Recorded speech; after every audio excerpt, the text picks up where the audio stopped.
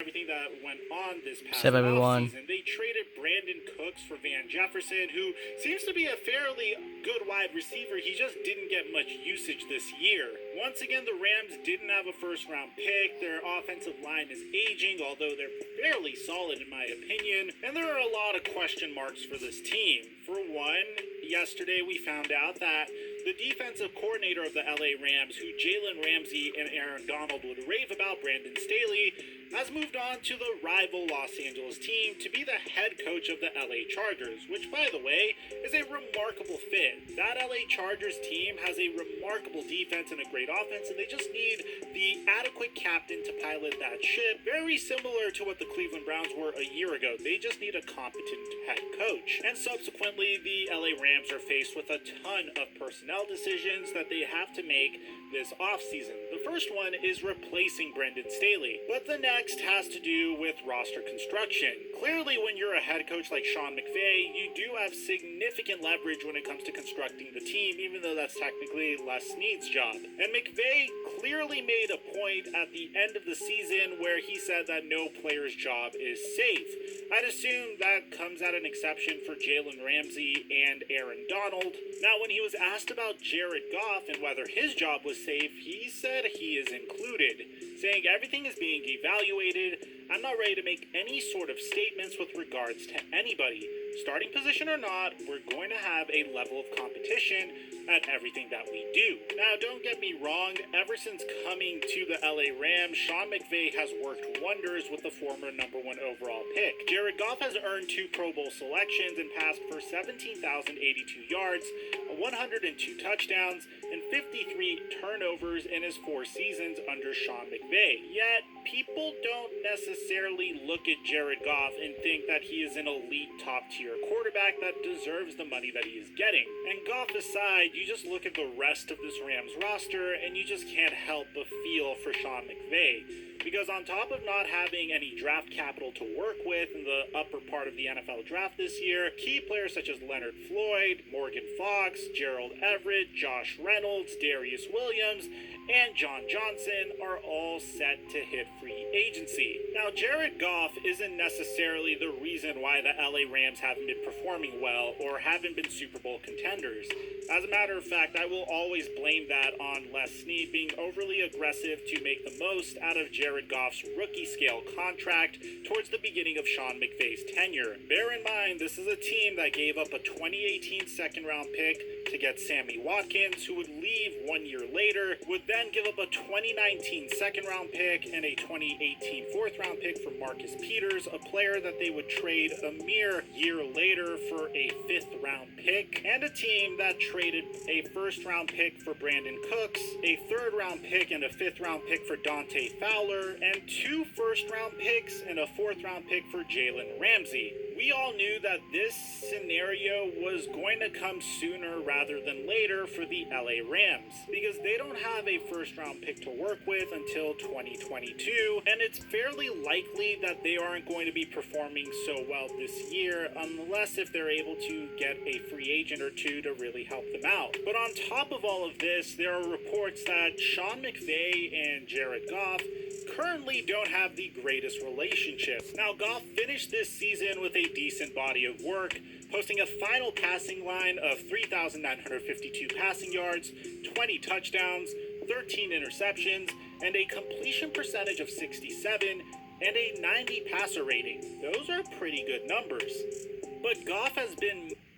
Writing's not that easy, but Grammarly can help. To play absolutely remarkably, which would result in the Rams getting on a winning streak, and then he would come out and lose to the New York Jets. And frankly, Sean McVay didn't know which version of Jared Goff he's going to get. So on Saturday, McVay said that Jared Goff is the quarterback right now, which wasn't necessarily the most resounding endorsement of Jared Goff. Now, according to NFL Network's Steve Wyche, he reported on Monday that there's more than just inconsistent performance at play with the quarterback situation for the Rams. According to Wyche, he says that we know that John Wolford came in and they were excited about him when Jared Goff got hurt and the way he performed. And then John Wolford had that horrible neck injury. So I think a lot of people are wondering if they're going to bring in a veteran type of quarterback to push Jared Goff this offseason, or at least have that threat there as a backup to see if they can elevate Jared Goff. Very similarly to what the Eagles did with Jalen Hurts this past year, because we all know how well that worked out for Doug Peterson. The people I've spoken to said basically at this moment the relationship with Goff and Mcvay are not great. They need marriage counseling, is what one person said to me. I think this is something that they're going to be able to work through, but there's got to be some healing, and that's not just with Jared Goff's injured thumb. And if you pay attention to Sean McVay's vague responses in the aftermath of the Rams' final game of the season and their division playoff loss to the Green Bay Packers, he said things like this when he was asked about Jared Goff's future, saying, "For me to fully answer that, I think those are conversations that you have to have between you and your players first. To be able to have the right plan of attack, I think you've got to be able to take a step back, evaluate the entirety of it, and what I will say that you certainly can't take away, that I mentioned to you guys each the last couple of weeks, is that for him to come back from a thumb surgery, do what he did in Seattle, do what he did yesterday, it's a real credit to him, his competitiveness, and his resilience, and I think there's a lot of positives from that. I'd say I think as you grow, as you continue to learn, that's just where we're at. I'm not saying anything other than we're evaluating that right now, and I think it's important that you do that at every single spot, and no position is excluded from that conversation. Obviously, Sean McVay may feel a little handicapped by Jared Goff's ability. Initially, after a rookie season that saw Jared Goff struggle mightily, Sean McVay was able to install a jet motion offense that completely ran over the entire NFL. And the jet motion offense is an extremely complicated offense, but for me to explain it, all it is essentially a wide receiver will be in motion, which will cause a linebacker to have uncertainty about whether the wide receiver was going to go on a jet sweep or a running back was going to be on a zone read run. But on top of all of this, Jared Goff had the ability to fake the handoff and also have a wide open play action shot to pick up a decent gain of around 20 plus yards.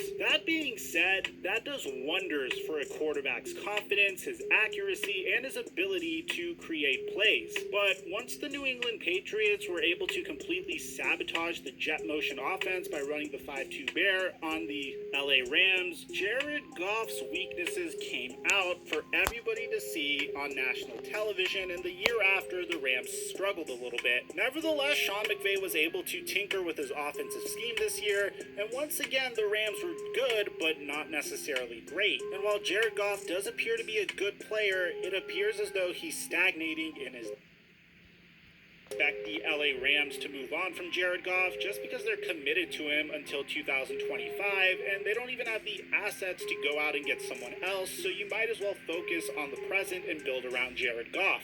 The Rams went all in on the past, and as a result, they are kind of handicapped for the future. And I don't think a new quarterback is going to solve any problems. The Rams do have a remarkable head coach that is capable of winning in a variety of ways. A few years ago, when the Rams made their Super Bowl run, they were primarily an offensive team. Now their entire game is based upon their ability to establish the run and suffocate opposing offenses with their defense.